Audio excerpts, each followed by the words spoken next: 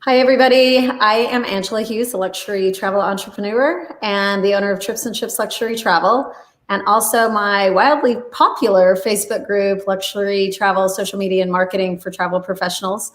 I have got with me today, this is so exciting. Get ready for Steven. Is it Steven or Steve? I usually go with Steven, but I'll pretty much answer to whatever. Okay, Steven Gould of Goulds Travel, and he's actually kind of a local to me. We're both in Orlando, and I actually came across Steven. We did a mastermind session, and he popped into my mastermind, and then we were both like, oh my gosh, how come we've never met each other? Because we both have kind of a similar background, being educated in travel and tourism on the university level and so forth. And we ended up, I think we talked for like 2 hours that day. We just got going and talked and went crazy. So do you want to just kind of introduce yourself and tell us what you're doing? Yeah, absolutely. Yeah. So like you mentioned, my name's Steven Gould. I'm the president and owner of Goulds Travel. I also am the CINO of TARC, which is the Travel Advisor Resource Center. And it's more of a training program to help agents basically get into the industry and also learn how to get a little bit more unstuck. Because I feel like right now with COVID and everything, that's one of the biggest problems that people are having is they're just feeling a little bit stuck right now. Yeah. So tell me what some of your strategies are, because I know that you've been working like full speed and you're not feeling so stuck. You've got like a whole master plan for your life. And I feel like a lot of people in this group are feeling like, what's my plan now, kind of coming out of this and going forward. So tell us some of like your top strategies. Definitely. So since March, since everything happened, we really had to kind of take a step back from our business. And what they say about working on your business versus working in your business is really what I've been doing. So I've been developing a lot of different strategies as far as automation. I've been coming up with a new CRM. I'm kind of creating new marketing plans and trying to see how to market in this new economy and whatnot, and in our new society, because a lot of people, the word that's out in the market right now is pivot. And a lot of people are saying you need to pivot your business, but all I've got in my head is the Friends episode when they're going up the stairs and they're trying to move the couch and everything. So I'm pretty much over the word pivot, and I'm actually doing more of what's called adapting. And the reason for that is because I'm not looking to take my business and run in a totally different direction with it. What I'm trying to do is just adapt into today's local market. And so in that, like I said, it's creating new marketing strategies, being more accountable, creating automation, building out my back office, and really coming back into the industry with something as a heavy hitter. Yeah. So, okay, let's talk about like what does a daily workflow like what does your workflow look like if you take on a client? Absolutely. So I kind of have this whole system set up where what I do is I start them out with a registration form where every single client must fill out a registration form if they want to work with me. And a lot of people wonder, why do you do that? Because a lot of people don't want to take the time to actually fill out a registration form. And my answer to that is, if they're not willing to take the time to work with me, why am I going to take the time to work with them? So what I have them do is start out with a registration form. I'll review the form myself and then reach out to them and schedule about 15 to 20 minute intake phone call. And from there, I kind of go over the form, get to know them a little bit better, start building that relationship, because coming out of COVID, I think that's what's going to really push people in this economy, is building relationships and using those relationships moving forward. Right. So from that point, we basically take them, put them into our CRM, and we basically follow them along the entire life cycle of the sales cycle. So we start them off as basically a lead, move them into a prospect, as a customer, and then finally ending with a client once they have a booking. Okay, so talk to me about fees right off the bat. Are you a big fee charger? I never used to be. Right, exactly. I used to be very selective about my fees. And the reason for that is because, honestly, we get paid commission from our suppliers, as everybody knows. But at this point in time, we're doing a little bit more of a service than pretty much just going online and booking something. We're actually the knowledge base. We are the experts. And it's something that a lot of people don't realize in the general public, is that we are working our butts off and we have a lot of experience. And sometimes we only make $50 to $100 for something that we're working hours and hours on. So what I do now is, for cruises and all-inclusives, I pretty much don't charge a fee because they're very easy for myself, just because I have a general knowledge of those niche markets. But anything outside of that, if I'm putting together a custom FIT, or if I'm doing a large group or a destination wedding, I absolutely do charge fees. Yeah, good for you. And you guys can tune in tomorrow. I'm with Vivian live, and the flyers in our group, we're talking all about fees and how to approach that with 5 or 6 big agents across the country, or agency owners across the country. So Perfect. tomorrow, giving a little plug on that. You can find that in my group. You're all about automation. That's what attracted me to you. If I could date an automation tech, I'm actually happily married. I'm always attracted to like automation people. So no, I completely understand. Honestly, yeah, it's that whole opposite attracting. So I totally understand that. So as far as the automation is concerned, I've kind of been running things one-on-one, and I realized up until this year that my entire business was a little too scattered. It was all over the place. I didn't really have a system in place. I didn't have the workflows, as we were kind of talking about, and that's kind of where I decided, you know what, I have this time finally to start working more on my business. So really, I use Test as a CRM. I've worked with Travel Joy, Client Base, Vacation CRM. It doesn't matter what anybody uses for your client, for your CRM. How did you narrow down to Test? Because a lot of work. So honestly, I had to test out everything too. And actually, I'm not using. I'm using a different thing, Visita, which is not even a travel related thing, because I've pieced together everything I can dream of, to work together. So. Absolutely.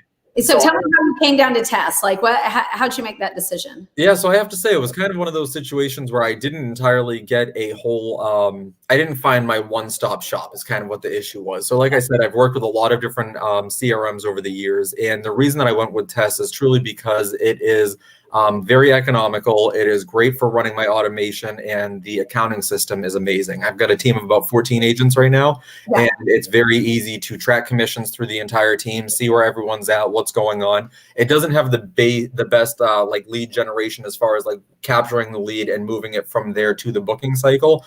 But once you actually have that client ready to go and you're sending out a quote or a proposal, or you have them already established as booking a trip, it's great from that point forward. They take care of them from that point all the way through the life cycle to the end and rebookings. But that's kind of what sold me on Test for the most part. And they're extremely receptive over there, and they're always open to change. They're actually coming out with a client-facing app that they'll allow people to download and all that. So I'm not going to just tell them. I will say Travel Joy, the user interface was absolutely amazing. I just, like I said, had a little issue with the accounting portion of it. Client Base is probably one of the best ones in the industry as far as everything it can do, but it's one of those systems that probably does a little bit too much, and it's, for me, a little too archaic for where I'm at. You know what? It's so funny. I felt the exact same way. I struggled with that for a couple of years. And I mean, I come in, probably so do you, clear back from the Apollo World Span, where we used to GDS everything up when I was younger. But the whole thing with like client base for me is I'm a Mac user, and it wasn't like Mac friendly at all. And I was like, this is so hard every day that I was just like, goodbye, finally cut contract, and that's what my whole shopping of a CRM for 100 years. And that's a piece that I felt in for a long time. And I was like, it's just because my workflow I was working, I had a flow and it was working so quickly. And if the CRM slows you down, then that's an issue for me. Like the CRM should help you. It shouldn't slow you down. So I'm glad to hear this. So keep going. Yeah. Yeah, no. So it's exactly like you said. That's kind of why I love Client Base too. They were great as far as pulling over all the information from the GDSs, from the individual suppliers and all that, and dropping it right in there. It's just the invoicing and itinerary building wasn't where it needed to be for what I needed for my business. Because like you said, I need something that's going to streamline and automate my business, not work against me. And if it's going to take me 30 minutes to input a client, I don't need that kind of time held hostage, basically. And like you said, a lot of CRMs actually don't have the powerful marketing funnel that I want either. You can send automatic replies to things, but that's not capturing a client and moving them through whatever funnel you want to put them into. Right. I will say that Travel Joy so far is probably the best one that I've noticed that has that. The reason for it is because they actually give you a registration form that you can customize and put onto your website. Yeah. So once your client actually fills out that registration form, it drops into your CRM, and you can track that all the way along the life cycle. So I would say I wish some of these CRMs would just kind of marry each other, because the front end on one end and the back end on the other should just come together. And they'd make exactly what I say all the time. I'm like, I even had this conversation with my husband, who I could, who is so non-techie, and, I had to talk him into the iPhone from the BlackBerry, all these things like, the GPS over regular maps, everything. And I was like, if I could just create like the perfect CRM, and that's a thought that I'm actually having at this point. But okay, talk to me. You've got so many things going. Let's talk about, we've both been designing courses all the summer. And for you guys that are in my group, I'm coming out with a course. And this is a paid course because we are the Luxury Travel University. And that's my training model that I use. Because little did you know, I am a true adjunct professor at a college at Brigham Young University. And so I actually created a course for how to grow your independent consultant base, your IC. And so we're just getting ready to launch that.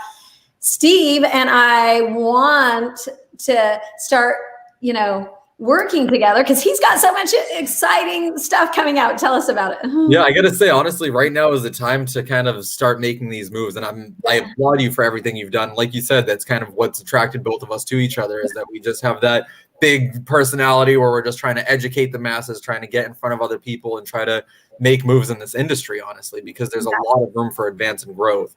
So as far as the programs that we're creating, I'm working with the Travel Advisor Resource Center, like I said. It's just traveladvisorresourcecenter.com.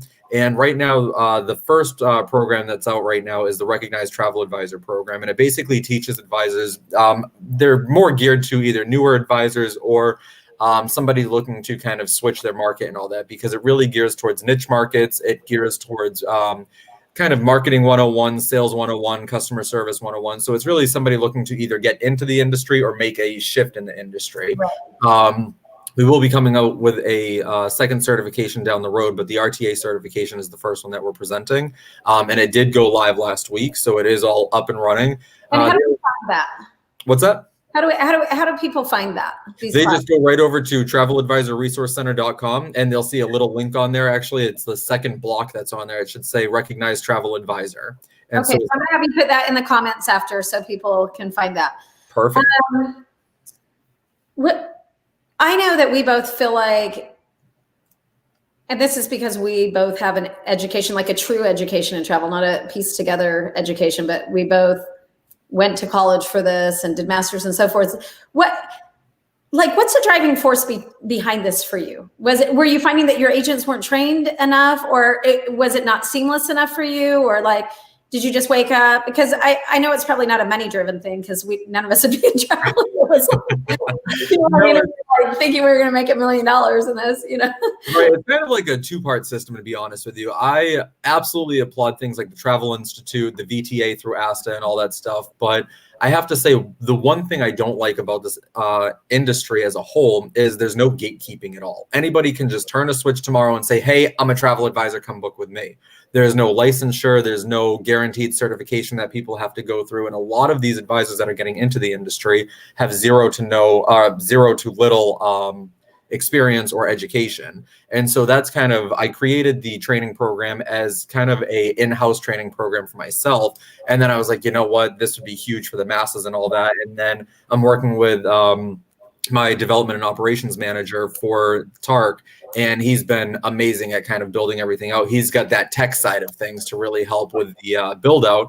So we took the content, we took the tech, and then we basically put it in an online system for. And so give us a cost on what a course starts at, or are you buying of things, or give us some detail on that. They're all different prices. The RTA certification right now is $499. It comes with 13 different modules. It will take probably at least a week to get through. And then there is a final exam that is proctored.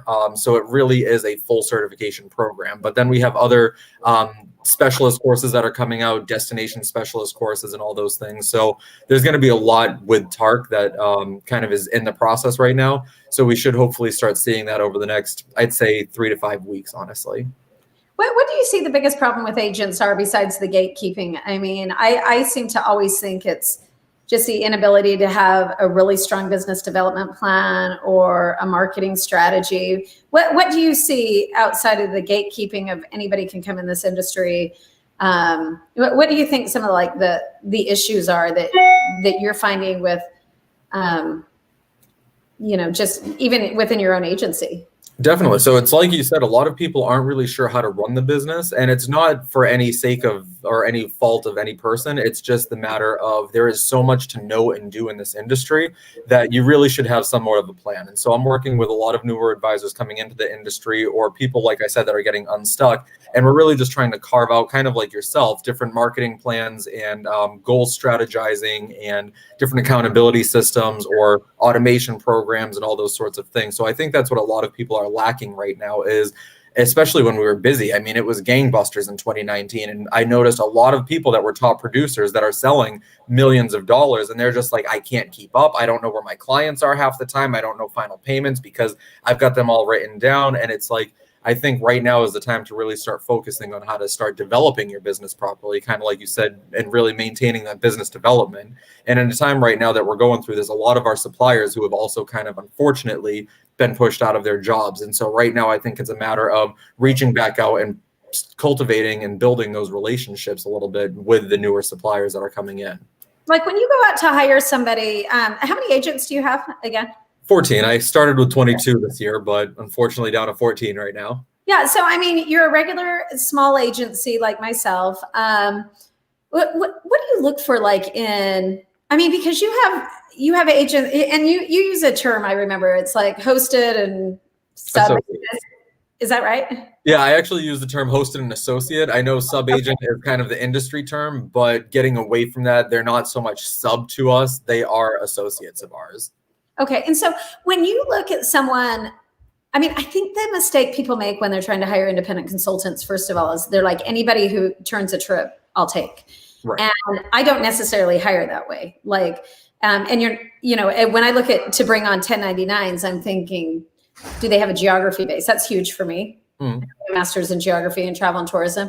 Second of all, do they know how to sell? I brought on several people over the years that looked promising and weren't promising. And then third, I'm really looking for people who want to upsell into the luxury travel market, because you can sell all day long. Royal Caribbean, which is a great product, I threw in 4 last night at 10 p.m. And I'm not going to cry about it at this point, but I'm always trying to encourage people to be selling products that have commas in the commission, because you have to do a lot less. And so we talked about this. So are you looking for like a certain personality, or I mean, I know every agency's made the mistake on hiring people that didn't produce. Bottom line, that's allowed.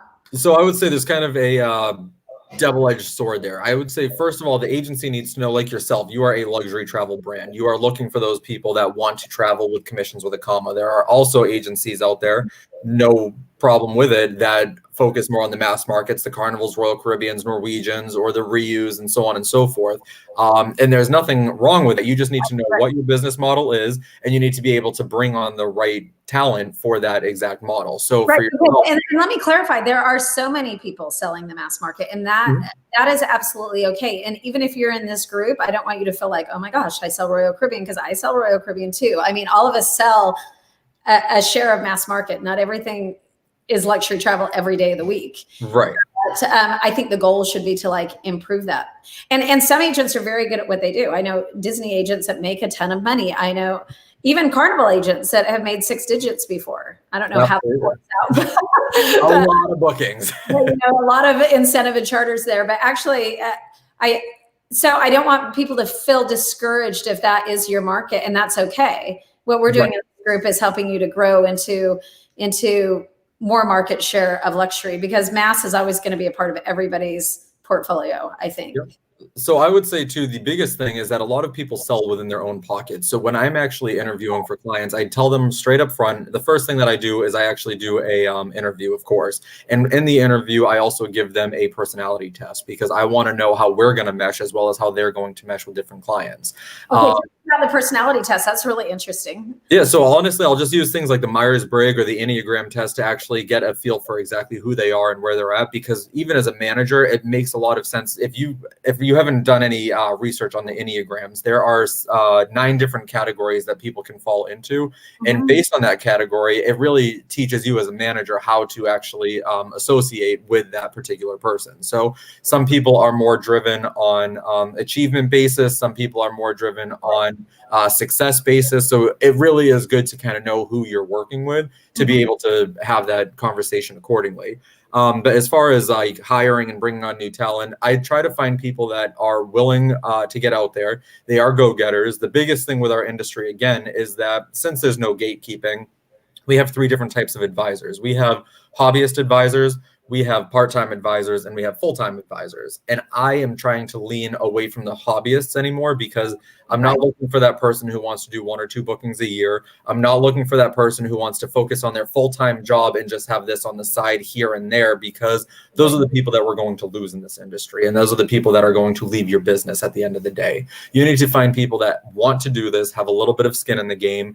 We actually do charge fees to our advisors, whether they are hosted or associates. And kind of going back to that really quick, the way it works out is we do have hosted advisors that basically have their own brand, and then we have associate advisors who work under our brand. And so when I'm looking for associate advisors, I'm looking for people with a certain level of professionalism, a certain level of quality, a certain level of go-getter that they are willing to get out into the market and start actually making a name for themselves under our brand. Because without all of that, if they're basically coming to join your team and they don't know how to market or where to market or how to reach out to their sphere of influence, then a lot of that's going to fall on your shoulders to basically feed them leads. And at some point, you're eventually going to tap out the well. Yeah, and I think by charging fees every year, you need to be charging fees, first of all, if you are looking to add sub-agents on or ICs, because that helps you have a clear distinction with the IRS that you don't have employees, first of all. So that's just good business practice there. But second of all, generally people don't want to make an investment, and you know they're going to fade out. Absolutely. And that's kind of why in all of this with COVID and everything, like I mentioned, a big thing for me was working on my business. And so my biggest I'd say success this year was creating a training program for in-house, where I basically have an 8 to 10 week system that my advisors have to go through. And I will not even let them start booking until they get through about 6 weeks of the education portion, because at that point, I'll know that they are educated well enough to get into the market and start selling and working with our suppliers. And they're not going to make a bunch of mistakes along the way. And all of that takes time. And so that's where our fees come in also. Like you said, it is definitely differentiating between a 1099 and an employee. But at the same time, I want to know that people are committed to this. When I started my entire agency, we used to be at around $99 a year. And now we are over $600 a year for advisors to actually join our team, because they're getting the branding, the marketing, the training, the mentoring, and a whole bunch of other stuff as well. Right. Yeah, and we're definitely upping our fees as well for next year, because we want to add in the technology and everything. And you have to charge higher fees when you have the technology and the hot tools. Absolutely. And that's a place that we've been weak in the past, because we came from like a brick and mortar company back in the 80s and 90s and didn't transition into all of these different things sometimes that other people did. And we didn't want to charge our agents because they'd been with us a long time and transitioned and so forth. So about because we came from like, and I can hear myself there for a minute. Oh. There I go. Yeah. And so I think fees are really super important. I think every company is going to be evaluating fees, and we're going to see host agencies all over the country raising those fees. Absolutely. And I'm hoping agents also charge fees, because it's a beautiful relationship. If you're not invested in who you're working for, then you're probably, when you have to pay a bill in your business, then you work harder every day. And that's so true. And I hate to say it, like, we use accountants to actually do our taxes and all these things. And I'm sure everybody's heard this down the line, but those accountants get paid for their hourly services because of what they do. Whether they get kickbacks or anything on the back end is between them and their suppliers. With us, we need to be charging fees for our professionalism and our education and our expertise, because it may only take you 30 minutes to book a cruise or put somebody on a river line or do a little bit of marketing, but it took you years to build the experience to sell that in 30 minutes. Yeah. So somebody in East Africa is watching. It's actually Bernard. He's one of our DMCs there, who says, very interesting talk. Warm regards from East Africa. So excellent. And we love seeing that a lot of things are slowly starting to open up. I know Tanzania, and I think it's Kenya that's opening up right now, and that's huge. Yeah. And I'm actually bringing Bernard on the show because he's one of my favorite suppliers there. And I hope to be in Uganda with him in November. So gosh, there's just so many things to cover here. I don't even know where to go next with this, but let's talk a little bit about just what you're doing with your nonprofit, because you've got so many components going. I've got a nonprofit, you've got a nonprofit, and it's hot and running. So tell me a little bit about that. Absolutely. So the nonprofit was actually something that we started working on last year, and it's myself and a team of different travel advisors. There's 8 of us on the board right now. And we started working last year, kind of coming up with this idea because we noticed that, again, in our industry, there's a lack of educational networking. And so that's kind of what we started establishing. It's called Engage Tourism. It's a 501c3 nonprofit, and it really was created to collaborate with, engage, and educate travel entrepreneurs. And so unfortunately, what we were planning to do for 2020 is host local events. I'm actually over here in the Tampa area, so kind of across the state from you, but I thought you were in Orlando all this time. So I'm in Orlando a lot. I was just there last night, but I don't live here. I started off as a liar today. Okay. It's all right. It's all right. Yeah. So we actually, a good majority of our board members are here in the Tampa Bay area, and we were looking to do 4 different events throughout the year. We were going to have a social event, a conference event, a trade show style event, and a gala. And so unfortunately, because of COVID, we had to move everything onto a virtual platform. And right now we have a Engage Tourism virtual happy hour that we're hosting every 2 weeks. And our next one is going to be on October the 1st. It's going to be the 1st and 3rd Thursdays right now of each month.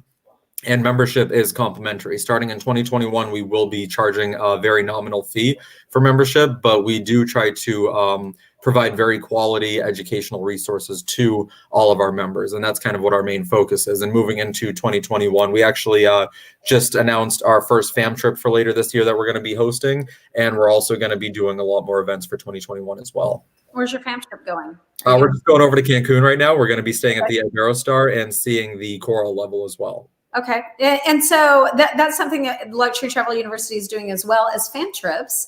Very nice.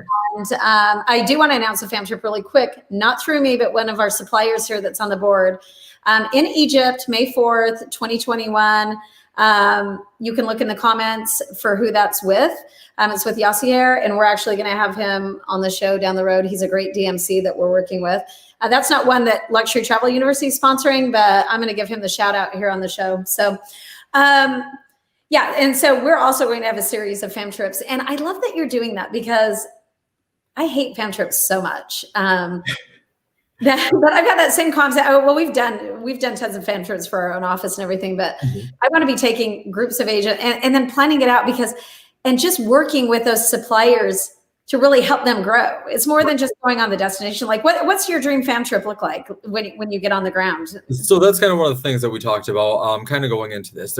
We've all been on fam trips before. We've seen 90,000 hotels, and it's running from one to the other, to the other, to the other. So my best type of fam trip is one where you actually get to experience the resort as if you are a client there. So we only try to do a couple different properties on our fam trips. And then during each fam trip, we're actually going to be focusing, like I said, on a little bit of education aspects. So we'll pull the group together, kind of maybe do a cocktail hour and all that, and then just talk about different educational opportunities for an hour or two, business development ideas, business development growth. And with COVID and everything, we are keeping this a little bit more intimate. We are trying to keep between 8 and 12 advisors for each of our fams. And then we will have another fam here locally in the Tampa Bay area to get started too. But like I said, we want to make sure that everything we do has an educational aspect to it. Are you offering those out to the general public? I know you're not announcing it yet, but I'm like pushing you to announce No, say that one more time. I'm sorry. Your agency. Is that just for your agency, or is that for, No, that's through Engage Tourism. So that is something for anybody who is a member of Engage Tourism that can join that. And that is going to be in November. We're looking at early November. We're just waiting. Actually, this week we should have it all finalized. How does someone find, is it engagetourism.org?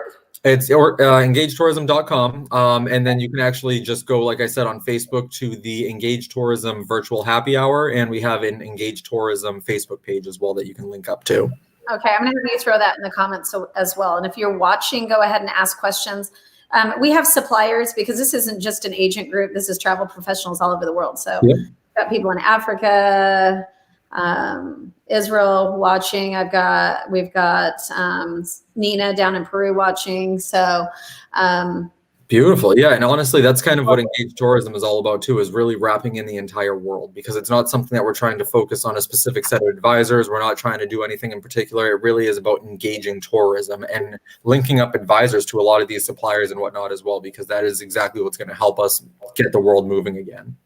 Yeah, I love that. Tell me real quick, because we're almost out of time, but tell me kind of what you see the future looking like. Honestly, I think it's going to be huge. I know a lot of people right now constantly ask me, like, why would you take on new advisors? Why are you kind of building your agency right now in this kind of economy and this kind of world and all that? And what I always tell them is right now, unfortunately, a lot of the experienced advisors are very jaded because of what's happened. A lot of them have been dealing with cancellations. They've been in a rut because they haven't seen their business kind of rebound and all that. But you need to understand newer people coming into this industry have that spark of life, and they have that vision, and they have those goals and the passions for the travel industry. Right. And I think that's what a lot of the experienced advisors need to bring back right now, because travel is going to return, and I think it's going to come back at such a wave that a lot of people aren't going to expect. And a lot of people right now are moving their marketing plans into 2021. And I think that's a great opportunity and an idea, because I think once 2021 comes around, once we really get a handle on how cruise lines are going to start opening, how people are going to start accepting the US passengers again, a lot of people have that pent up demand and they're just ready to start traveling. Right. And the people are agreeing with you that are watching. And don't you hate the word pent-up demand? Like we've said so many pent-up demand. I have this whole list of words and I'm like, oh, COVID yeah. words.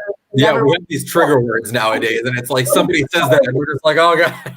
Like, did anybody ever say that before? Like, right. And honestly, nobody would think about pent-up demand for travel. They think there's demand and there is supply, but there's no pent-up demand. And what I'm telling people right now too, and especially anybody looking to get into the luxury market, is anybody that was booked for a trip in 2020 was pretty much not able to go. Anybody that had that money in 2019 has been saving it now for 2 years. Start talking to your clients about bucket list itineraries and bucket list trips, because that is what's going to flood in 2021, I think.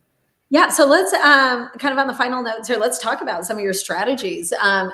What tips can you give people who want to move into the luxury segment, who might be, just simply booking mass marketing products right now and they don't know how to make that move? Like, let's give some principles here for people to, like, what can they work on? Some homework, you guys. Definitely. So like I said, I built my entire business on mass market. I'm here in the Tampa Bay area, which means we have 5 cruise ports right here in Florida, and it was impossible not to sell the mass market cruise lines. Right. So exactly. So I started in 2010 and built my entire business on referral and customer retention and all that stuff. And at this point, what I'm able to do, I have a huge luxury market right now, but what I'm able to do with my mass market is I'm basically sending them little hints of like, hey, did you hear that AMA Waterways is already cruising the rivers right now? Did you hear that they already have these health and safety protocols? Maybe you've never considered river cruising, but it is a little bit more of an intimate experience in these mass markets, and they will probably be cruising a lot more than the ocean liners to start.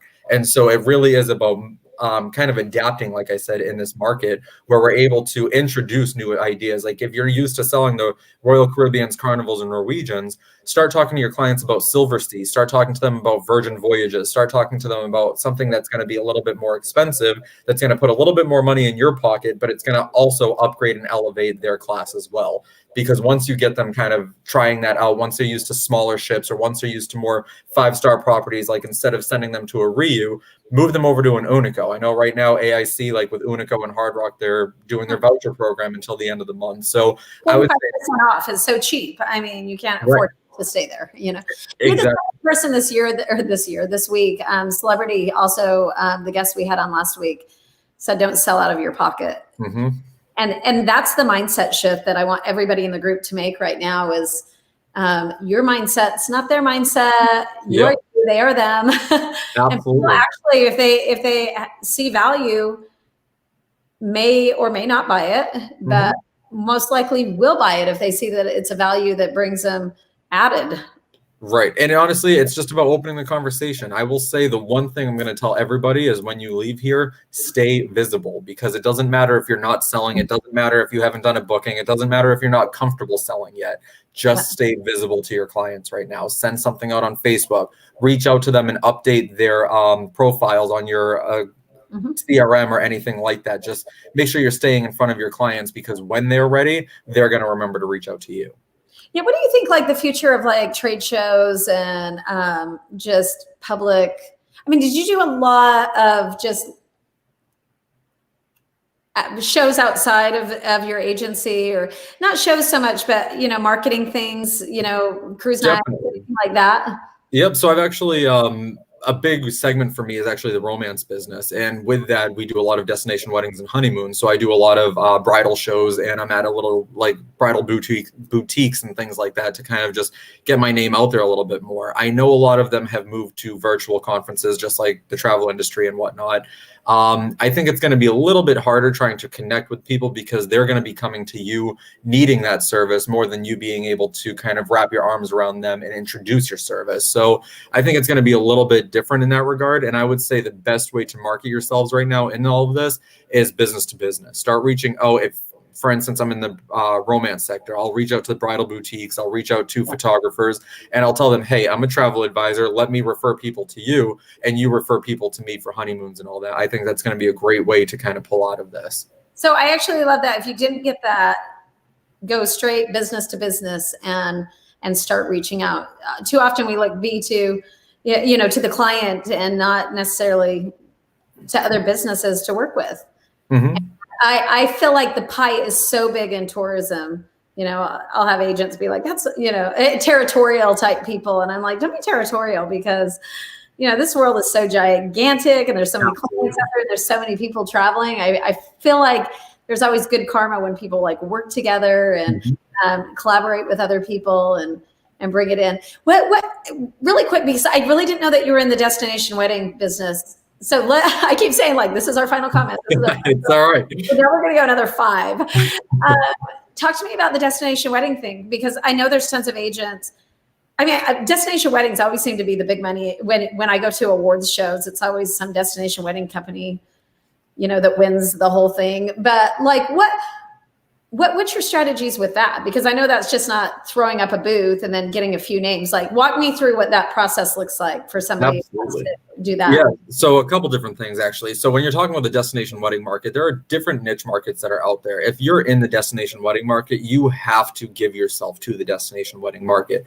And that means several things. That means knowing every single product that you can inside and outside, because if you don't know it and they find something out, it's going to look very badly on you. Yeah. What I advise all of my advisors when they come onto my team, or anybody that I'm doing any mentoring and stuff with, is the best way that you're going to build your business is through your groups, because groups build more business.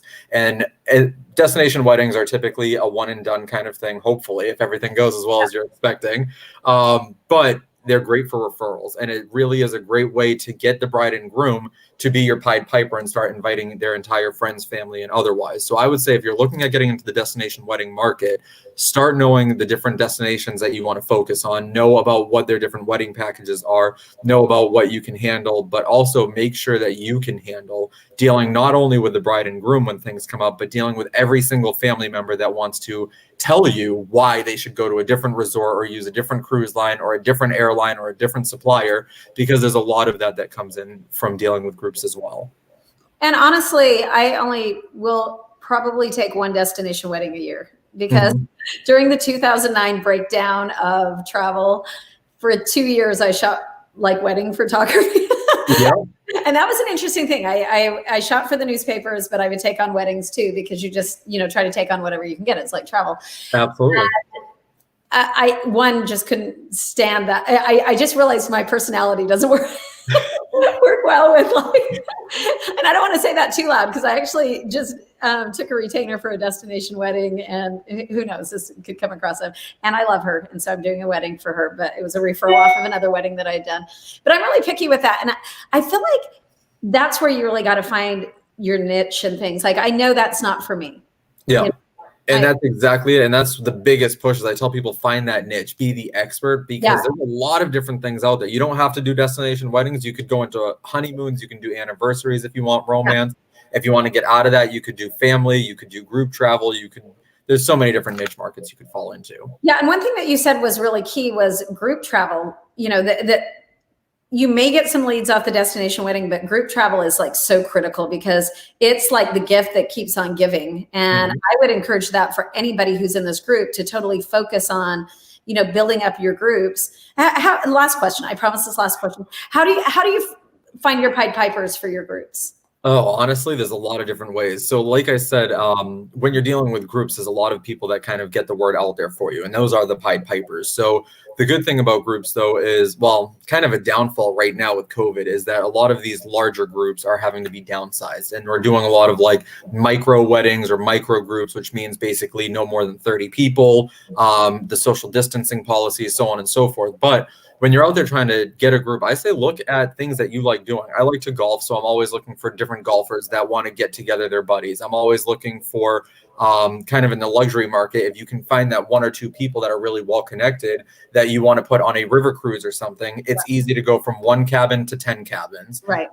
And so that's why I would say kind of look into your niche market, but also just look at your personal hobbies, because a lot of those you can easily speak on, and you can find people who are pretty well connected in those areas. Yeah, and I find that to be true too. I mean, in the summer, I'm doing humanitarian work for free, and my groups are fill up the day I put them out. You know, my luxury travel groups I'm doing in the winters and so forth. And it's so interesting because I want to say that I've talked to like so many reps from just different, like Uniworld, different companies that are now not with them.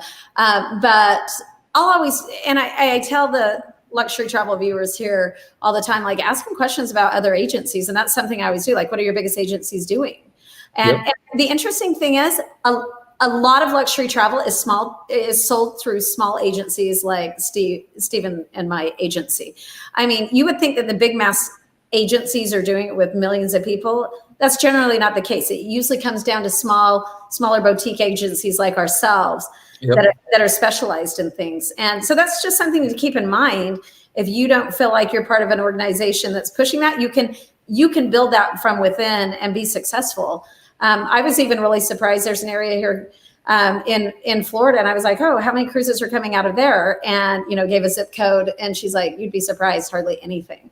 And I would have thought for sure that would have been, that zip code would have been populated with sellers and buyers, and that was not the case. And so do a little analysis, on the areas that you're working in, even if it's just locally, because I think you'd be surprised how much the pockets of business that are available. And the other thing too that I would say, kind of touching on that, is we are smaller businesses, but we have a huge backing. And so don't forget to reach out to your supplier partners. Like you mentioned, the gentleman over in East Africa, the fam over in Egypt, a lot of these places right now are getting untouched. And so that's actually going to be great for tourism to really start moving into that. Partner up with one of these suppliers, host Facebook nights or Facebook lives, host cruise nights or vacation nights, because right now a lot of people want to know what they can do and where they can go to.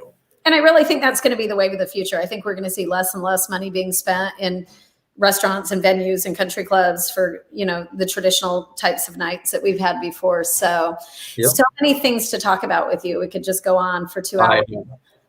But I have a 45-minute limit. That sounds good. Absolutely. So I just want to put out there, if you've got questions, put them in the comments and we'll go back through and answer those. Thanks for joining us today. Some of you don't know, but I developed this group because I consult agents and agencies on the side. I also own my own host agency. And we are always looking for people, but we're looking for the right people. And Steve's agency is also always looking for the right people at Goulds Travel. And a lot of people will go out to one side on the internet and just make their decision based on what those reviews are. And I'd say look to smaller agencies that have strategies and that are growing, because you'd be surprised at the type of training that you can get, and also how personalized it is to help you grow your own business, and you'll be surprised at the success you have in the future. So, Steve, any last words? I would just say, honestly, keep your education going, and keep in mind the biggest thing that we push at TARC is community over competition. It really is how we're going to build this business. And I think everybody just showing up here and staying live on a lot of your sessions and everything is making the right decision for themselves and their business. So thank you very much for having me on here as well. Yeah, and thanks for being here, you guys. Leave us comments, and we'll see you on our next one. Thanks. See you soon.